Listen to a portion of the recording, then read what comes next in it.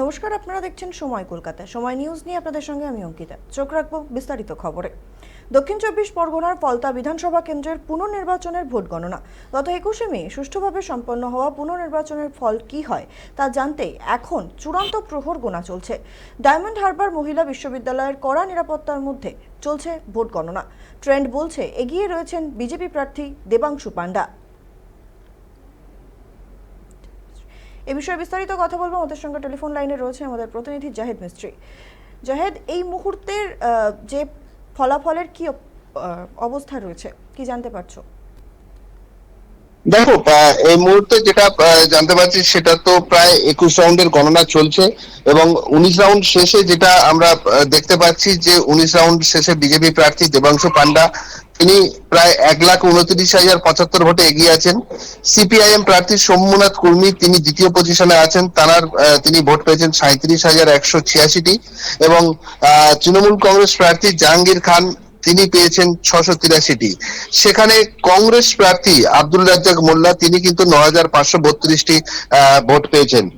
দেখো, একেবারে এটা পরিষ্কার যে ট্রেন্ড সকাল থেকে চলছে এবং সকাল বেলায় কিন্তু এই যে গণনা কেন্দ্রে যাওয়ার আগে বিজেপি প্রার্থী দেবাংশু পান্ডা তিনি কিন্তু দাবি করেছিলেন, তিনি আশা প্রকাশ করেছিলেন যিনি 1 লক্ষেরও বেশি ভোটে তিনি জিতবেন এবং সেদিকেই কিন্তু গড়াচ্ছে। এবং 18-19 রাউন্ড শেষে আমরা যেটা দেখতে পাচ্ছি যে সেখানে এই যে ব্যবধান প্রায় 1,29,075টি ভোট সেই ব্যবধানে চলে গেছে এবং স্বভাবতই বলা যায় যে সকাল থেকে যে ট্রেন্ড দেখা গেছে যে দ্বিতীয় পজিশনে সিপিআইএম প্রার্থী শম্ভুনাথ কুর্মী তাকে কিন্তু দ্বিতীয় পজিশনে সকাল থেকেই দেখা গেছে এবং সেই ট্রেন্ড কিন্তু এখনো পর্যন্ত তাই রয়েছে।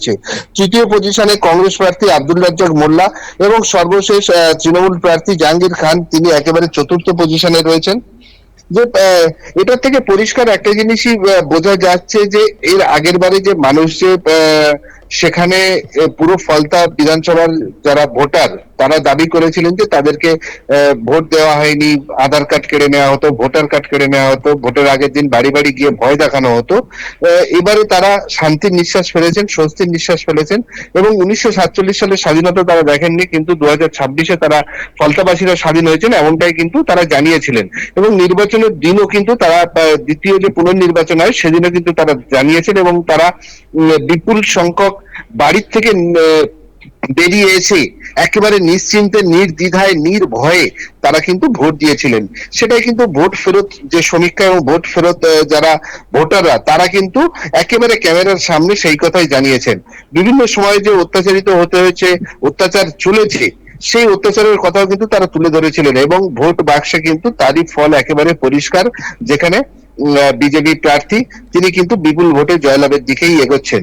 সকাল থেকেই আমরা দেখেছি বিভিন্ন জায়গায় বিজেপি কর্মীরা, বিজেপি সমর্থকরা তারা কিন্তু গেরুয়া আবির খেলা শুরু করে দিয়েছেন। লাড্ডু বিতরণ থেকে লাড্ডু খাওয়া সবটাই কিন্তু তারা যেমন চালিয়ে যাচ্ছেন, তেমনি সবাই কিন্তু আশায় আছেন যে শেষ ফলাফল কতটা হয়, কি ব্যবধানে জেতেন বিজেপি প্রার্থী, সেদিকেই কিন্তু সবাই তাকিয়ে আছে এবং 18 থেকে 19 রাউন্ড গণনা শেষ হয়ে গেছে এবং আরো গণনা চলছে।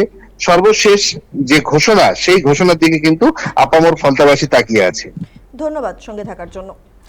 দক্ষিণ 24 পরগনার ফলতা বিধানসভা কেন্দ্রের পুনর্নির্বাচনের ভোট গণনা গত 21শে মে সুষ্ঠুভাবে সম্পন্ন হওয়া পুনর্নির্বাচনের ফল কি হয় তা জানতেই এখন চূড়ান্ত প্রহর গোনা চলছে। ডায়মন্ড হারবার মহিলা বিশ্ববিদ্যালয়ে কড়া নিরাপত্তার মধ্যে চলছে ভোট গণনা। ট্রেন্ড বলছে এগিয়ে রয়েছেন বিজেপি প্রার্থী দেবাংশু পান্ডা।